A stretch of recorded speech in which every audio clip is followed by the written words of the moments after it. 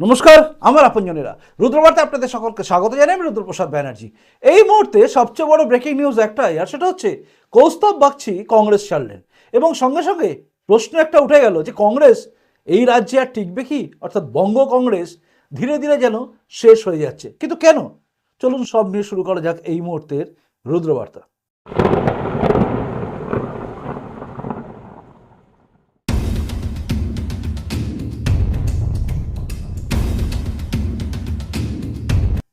কৌস্তব বাগচি কংগ্রেসের সেই তরুণ তুর্কি নেতা, যিনি অধীর রঞ্জন চৌধুরীকে মমতা বন্দ্যোপাধ্যায় যখন তার ব্যক্তিগত আক্রমণ করে ফেলেন, অর্থাৎ তার মেয়েকে নিয়ে, মানে মমতা বন্দ্যোপাধ্যায় অধীর রঞ্জন চৌধুরীর মেয়েকে নিয়ে যখন কটূক্তি করে ফেলেন, এমন কিছু কথা বলেন যে কথাগুলো প্রত্যেকটা মানুষের মনে হয়তো আঘাত দিয়েছিল অধীর রঞ্জন চৌধুরীকেও।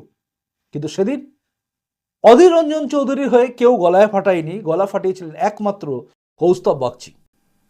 ব্যক্তিগত কোনো শত্রুতা থেকে বা কোনো কিছু থেকে নয়, তার দলের সভাপতিকে, মানে রাজ্য সভাপতিকে অপমান করার জন্য মুখ খুলেছিল কৌস্তব বাগচি। ফলত তাকে লকআপে থাকতে হয়েছিল এবং তাকে নিয়ে যাওয়া হয়েছিল জেলে। সেখান থেকে তিনি বেলও পান ব্যাংসাল কোর্ট থেকে, এবং সেখান থেকে বেল পাওয়ার পরে তিনি মাথা ন্যাড়া করেন এবং বলেন যতদিন না পর্যন্ত এই মমতা ব্যানার্জি সরকারকে উৎখাত করে ফেলে দেওয়া হচ্ছে ততদিন পর্যন্ত তিনি মাথার চুল গজাবেন না, অর্থাৎ ন্যাড়া থাকবেন বা মাথা মুড়িয়ে রাখবেন। সেদিনে সেই প্রতিজ্ঞা করা কৌস্তব বাগচিকে দেখে আমি কিন্তু বলেছিলাম যে যতদিন কংগ্রেসে তিনি থাকবেন ততদিন পর্যন্ত তার মাথার চুল আর গজাবে না, কারণ এই রাজ্যে কংগ্রেস কখনোই চাইবে না মমতা বন্দ্যোপাধ্যায় চলে যাক। সেদিনের সেই ভাবনা বা সেদিনের সেই বক্তব্য অবশেষে আজকে মিলল, কারণ কৌস্তব বাগচি কংগ্রেসটা ছাড়লেন। কংগ্রেস ছাড়ার সঙ্গে সঙ্গে একটা জিনিস পরিষ্কার হয়ে গেল যে কৌস্তব বাগচি ঠিক জায়গায় আছেন। অর্থাৎ কৌস্তব বাগচির প্রতিবাদ এই রাজ্যে যেভাবে তৃণমূল কংগ্রেসের অপশাসন দেখে মানুষ বীতশ্রদ্ধ, যেভাবে বেকার ছেলে মেয়েদের চাকরি চুরি হয়েছে, যেভাবে ভবিষ্যৎ প্রজন্মের ভবিষ্যৎটাকে চুরি করে নেওয়া হয়েছে, চোরটা চিটিংবাজরা মাথার ওপর বসে আছে, সেখানে দাঁড়িয়ে এই রাজ্য সরকারকে উৎখাত করতে না পারলে কিন্তু এই রাজ্যের ভবিষ্যৎ প্রজন্ম আমাদেরকে সারা জীবন গালাগালি দেবে। সেখানে দাঁড়িয়ে কৌস্তব বাগচির এই সিদ্ধান্ত কিন্তু একদম সঠিক, কারণ কংগ্রেস, এই রাজ্যের কংগ্রেসের অধীর রঞ্জন চৌধুরী থেকে শুরু করে সবাই গলা ফাটেলো, কংগ্রেস কিন্তু কেন্দ্র মানে সেন্ট্রাল থেকে যে কংগ্রেসটা চালায়, মানে গান্ধী পরিবার, সেই কংগ্রেসের বাইরে এই রাজ্যের কংগ্রেস বেরোতে পারবে না কোনোদিনও। তাই এই রাজ্যের কংগ্রেসের ভবিষ্যৎ ধীরে ধীরে শেষ হয়ে যাচ্ছে। এবার আমি আসি আসল ঘটনায় বা আসল কথার মধ্যে। আসল কথা বলতে গেলে আমাকে বলতে হয় যে এই রাজ্যে প্রদেশ কংগ্রেস কেন ধীরে ধীরে শেষ হয়ে যাচ্ছে। কংগ্রেস এই রাজ্যে সিপিএম এর পরেই হয়তো জায়গা নিতে পারতো, কারণ তৃণমূলের সঙ্গে কংগ্রেসের একটা আন্ডারস্ট্যান্ডিং ছিল, মিল ছিল, এবং জোট হয়ে তারা সরকারে এনেছিল, মানে বামফ্রন্টকে সরিয়েছিল। কিন্তু তারপর ধীরে ধীরে কংগ্রেস তৃণমূলকে ছেড়ে দিয়ে সিপিএমকে জড়িয়ে ধরলো, অর্থাৎ যে সিপিএমকে সরানোর জন্য কংগ্রেস লড়াই লড়লো তৃণমূলের সঙ্গে, সেই সিপিএমকে একসঙ্গে নিয়ে নিল। যে সিপিএম এর অত্যাচারে সবচেয়ে বেশি ক্ষতিগ্রস্ত হয়েছিল কংগ্রেসের কর্মীরা, সেই সিপিএমকে বুকে জড়িয়ে ধরলো এই কংগ্রেস।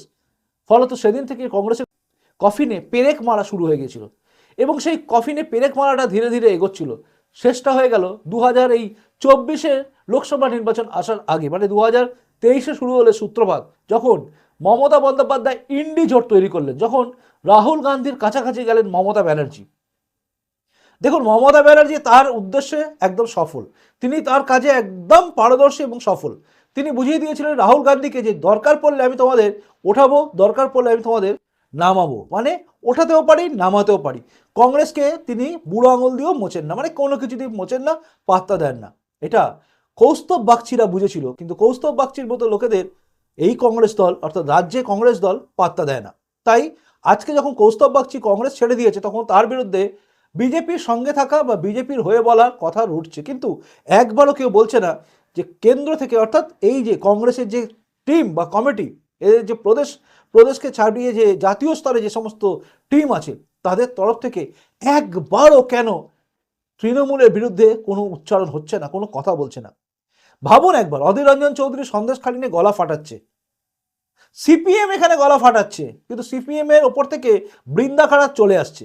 বিজেপির কথা বাদ দিন, বিজেপির সমস্ত নেতা নেত্রী বিভিন্ন রাজ্য থেকে প্রতিবাদ জানাচ্ছে, কিন্তু কংগ্রেসের এই রাজ্যে অধীর রঞ্জন চৌধুরী গলা ফাটাচ্ছেন, অন্যান্য কংগ্রেসের নেতারা আন্দোলন করছে, কিন্তু একবারও রাহুল গান্ধীর মুখ থেকে একটা ওয়ার্ড বেরিয়েছে সন্দেশখালী নিয়ে তিনি শুনতেই পান না। মল্লিকার্জুন খার্গে তিনি একটা ওয়ার্ড বলেছেন? কেউ বলছে? কংগ্রেসের কোনো বড় উপরতলা নেতারা কেউ বলছে না। এই কংগ্রেস অ্যাকচুয়ালি চায় কি? তৃণমূলকে সরাতে? রাজ্যে কংগ্রেসের নেতারা যতই চাচান, কেন্দ্র থেকে মানে কেন্দ্রীয় কংগ্রেস যে টিম আছে তারা চায় না তৃণমূলকে সরাতে। তাই মমতা ব্যানার্জিকে সাথে নিয়ে কিন্তু এরা এগোচ্ছে। আর মমতা ব্যানার্জিকে সাথে নিয়ে এগোনোর ফলটাই হচ্ছে এই রাজ্যে কংগ্রেস আস্তে আস্তে উঠে যাওয়া। এক তো সিপিএম এর সাথে গিয়ে শেষ হয়ে গেছিল, তারপরে এই কংগ্রেস তৃণমূলের সঙ্গে যাওয়া। এখানে গিয়ে তৃণমূল কংগ্রেস ধীরে ধীরে কিন্তু এই কংগ্রেসকে গ্রাস করে নিচ্ছে। সিপিএম যেভাবে কংগ্রেসকে গ্রাস করেছিল, বাকি যেটুকু ছিল সেটুকুও কিন্তু তৃণমূল কংগ্রেস গ্রাস করে নিল। 2024 লোকসভা নির্বাচনে অধীর রঞ্জন চৌধুরী নিজের সিট বাঁচিয়ে রাখতে পারবেন কিনা সন্দেহ আছে। কারণ প্রদেশ কংগ্রেসের যে সমস্ত নেতারা এখনো পর্যন্ত, যাদের মাথায় একটুও বুদ্ধি আছে, তাদের বোঝা উচিত যে এই রাজ্যে কংগ্রেসের উন্নতি বা কংগ্রেস তৃণমূলের বিরুদ্ধে লড়ছে, এটা সাধারণ মানুষ কিন্তু আর নিচ্ছে না। কারণ সাধারণ মানুষ দেখছে রাহুল গান্ধী একটা ওয়ার্ড ইউজ করছে না। আজকে কৌস্তব বাগচি খারাপ, কৌস্তব বাগচি দল ছেড়ে দিয়েছে, তাই কৌস্তব বাগচি খারাপ হয়ে গেছে। কৌস্তব বাগচির জায়গা আর কোথাও নেই। যদি তৃণমূল কংগ্রেসকে উৎখাত করতে হয় তাহলে বিজেপি ছাড়া কোনো রাস্তাও নেই।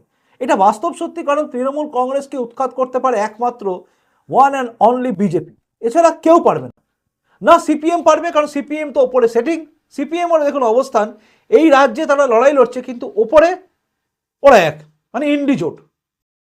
যদি কংগ্রেস, যদিও আসবে না বলে দিচ্ছি, তবু ধরে নিচ্ছি যদি কংগ্রেস কিছু ভোট পেলো, এর রাজ্যে তৃণমূল কিছু পেলো, সিপিএম কিছু পেলো, কংগ্রেস কিছু পেলো, অন্যান্য জায়গায় পেলো, অন্যান্য সবাই পেলো, ইন্ডিজোট একটা ভোট পেলো, তখন দেখবেন ইন্ডিজোট এক, মানে ওপরে সবাই এক আর নিচে লড়াই লড়ছে।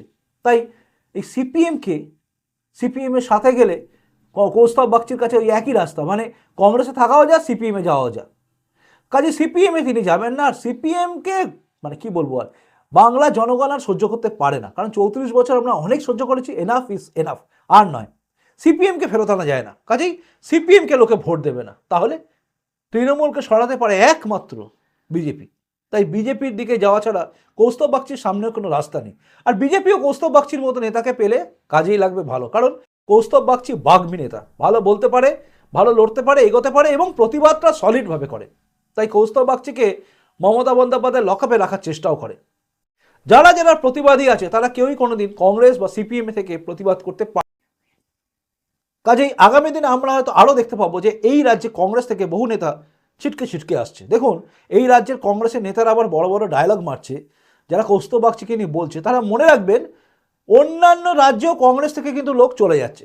হিমাচল প্রদেশটা কদিনের পরে হয়তো বিজেপির হয়ে যাবে, এই জায়গায় চলে যাচ্ছে, মানে কংগ্রেসিরা কংগ্রেসকে ছাড়ছে। কারণ রাহুল গান্ধীর অপরিপক্কতা, ভালো করে শুনুন, রাহুল গান্ধীর অপরিপক্কতা মানে পাকেনি ব্রেন। রাজনীতিতে পাকেনি ব্রেন, হাঁটেন এদিক ওদিক, কিন্তু হেঁটে লাভ হয় না, আখেরে ওই শেষ পর্যন্ত দেখা যায় ব্রেন ড্রেন। তো সেখানে দাঁড়িয়ে কি হবে? রাহুল গান্ধী কিছুই করতে পারবে না।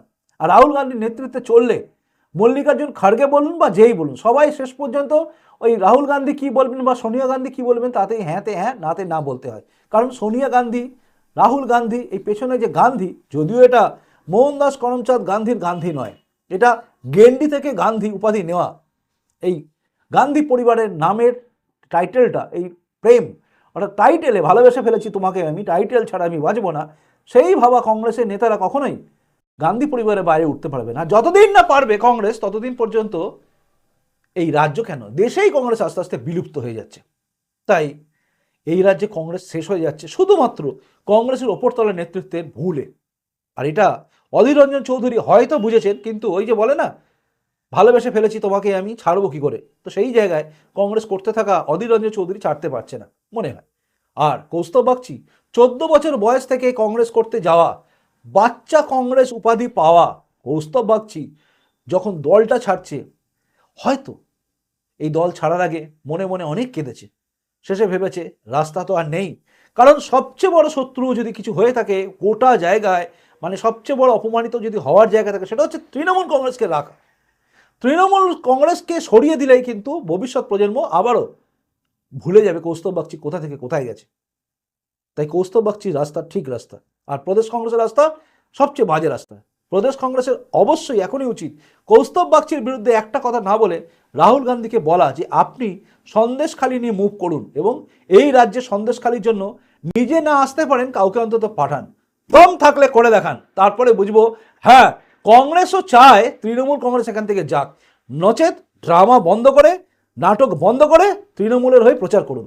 অধীর রঞ্জন চৌধুরী আমি আপনাকে বলছি তৃণমূলের হয়ে প্রচার করুন, কারণ রাহুল গান্ধী ওপরে বসে তৃণমূলকে সাপোর্ট করবে, মমতাকে সাপোর্ট করবে, আর নিচে বসে আপনারা নাটক মারাবেন, এসব বন্ধ করুন, অর্থাৎ এসব বন্ধ হওয়া দরকার আছে। প্লাস সিপিএমের উচিত চুপচাপ হয়ে যাওয়া, কারণ ওপরে সীতারাম চুরি কোথায় বসে সেটিং করে রেখে দিয়েছে, আর নিচে চেঁচাবেন, লোককে বোঝাবেন যে আমরা তৃণমূলের বিরুদ্ধে আছি। দম থাকলে বলে দিন যে না আমরা ইন্ডিজোটে সিপিএম এই তৃণমূল থাকলে আমরা থাকবো না, করে দেখান। যদি না পারেন আপনারাও দোকান বন্ধ করে ঘরে থাকুন, বাংলার জনগণ বুঝে নেবে তৃণমূলকে সরাতে গেলে ঠিক কাকে ভোট দিতে হবে।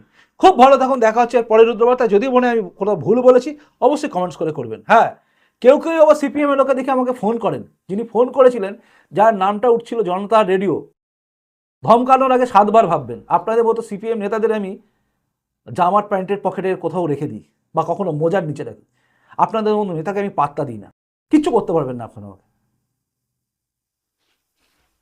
এটাই ছিল রুদ্রবার্তা মানে আনকাট থাকে। আর আমি পাওয়ার আশা করি না, হারানোর জন্য আমার কিচ্ছু নেই, কাজেই ধমকানোর আগে 7 বার ভাববেন।